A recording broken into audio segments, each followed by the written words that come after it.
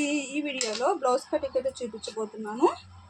ఇదండి బ్లౌజ్కి అయితే ఈ మాదిరి వచ్చేసింది కాబట్టి ఇంకా హ్యాండ్ అయితే రివర్స్ చేసేసుకుందాము. కాబట్టి ఒక 1/2 ఇంచ్ కింద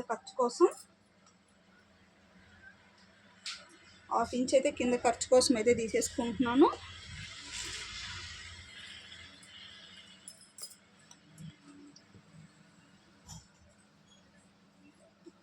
ఈ బ్లౌజ్ అయితే కరెక్ట్ కాదండి, యాదైతే సరిపోతుందని చెప్పారు. సేమ్ ఇంక ఇది ఎలా ఉందో అలానే తీసేస్తున్నాను. ఒక్క పాయింట్ అంటే ఒక్క పాయింట్ పొడవు పెడుతున్నాను అనమాట. ఒక పాయింట్ ఇక్కడికి 1/2 ఇంచ్ ఎక్స్ట్రా ఖర్చు కోసం. ఇక్కడి నుంచి చంక డౌన్, ఇంతేనండి. హ్యాండ్ కటింగ్ అయితే చాలా సింపుల్గా కట్ చేసుకోవచ్చు. ఇంతే, ఈ విధంగా కట్ చేసుకున్నామంటే బ్లౌజ్ అనేది మనకి కరెక్ట్గా సరిపోతుంది. ఇక్కడి నుంచి మనం లోతు అయితే తీసుకోవాల్సి వస్తుంది.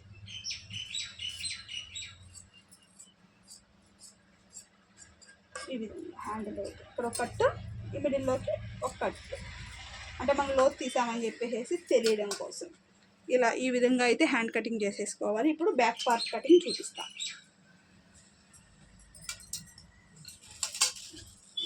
బ్యాక్ పార్ట్ కూడా చాలా సింపుల్గా కట్ చేసుకోవచ్చు అండి. క్రాస్ కటింగ్ అనమాట.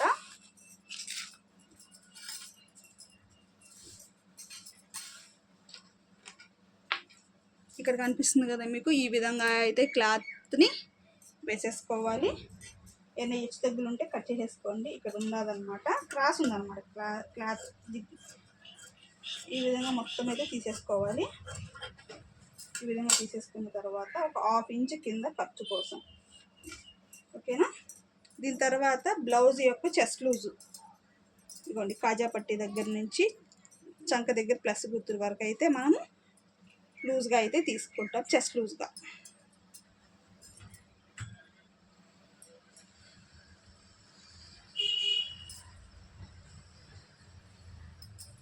ఇది ఎక్స్ట్రా ఖర్చు కోసం. ఈ విధంగా ఒక 2 లైన్స్ అయితే కొట్టేసుకోండి, సరిపోతుంది. ఇప్పుడు బ్లౌజ్ యొక్క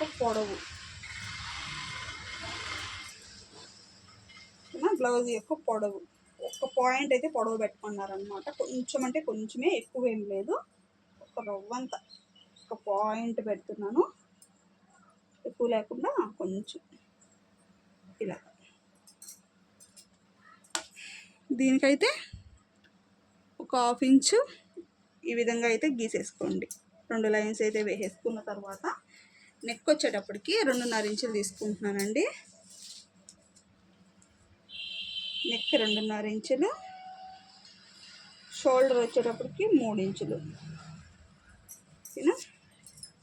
చంక డౌను 5.5 సరిపోతుంది. అందుకు మించి అవసరం లేదు, మితంగా వచ్చేస్తుంది, కరెక్ట్గా సరిపోతుంది.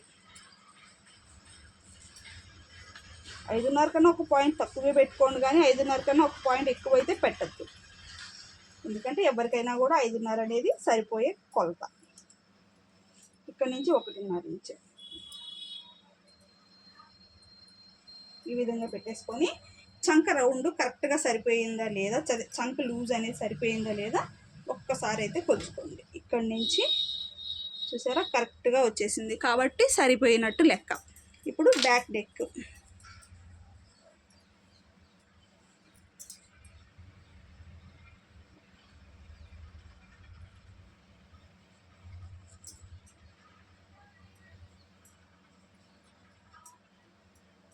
ఒక పాయింట్ పెంచాను. దీన్నైతే ఇప్పుడు రౌండ్ నెక్ అయితే పెట్టేస్తాను.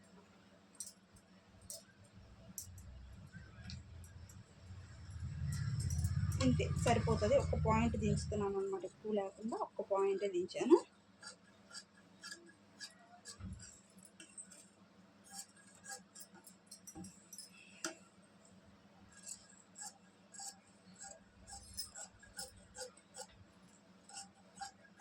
కరెక్ట్గా ఈ విధంగా కట్ చేసుకున్నాము అంటే బ్లౌజ్ అనేది మనకి పర్ఫెక్ట్గా సరిపోతుంది.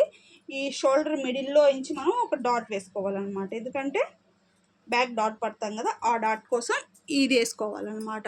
ఇది వేసుకున్నామంటే మనకి కరెక్ట్గా వచ్చేస్తుంది. ఇప్పుడు ఫ్రంట్ పార్ట్, దీన్ని బేస్ చేసుకొని ఫ్రంట్ పార్ట్ ఈ విధంగా పెట్టేసుకోండి.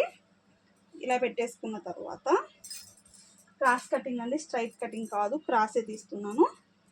ఈ విధంగా పెట్టేసుకున్న తర్వాత ఆది బ్లౌజ్లో నుంచి చెస్ట్ పొడవు అయితే తీసుకోండి. ఈ విధంగా హాఫ్ ఇంచ్ ఇలా పెట్టేసుకొని ఇక్కడికి వచ్చిందన్నమాట చెస్ట్ పొడవు. ఇక్కడికి దీన్ని అయితే ఇలా మడత తీసుకోండి.